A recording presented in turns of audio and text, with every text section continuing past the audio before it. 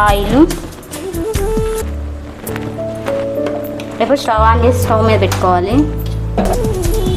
ఇప్పుడు దీని అయితే కొన్ని వాటర్ ఇప్పుడే వేసేసుకోవాలి. దాంతో గోంగూరతో పాటు ఉడికిపోయిద్ది. కొన్ని వాటర్,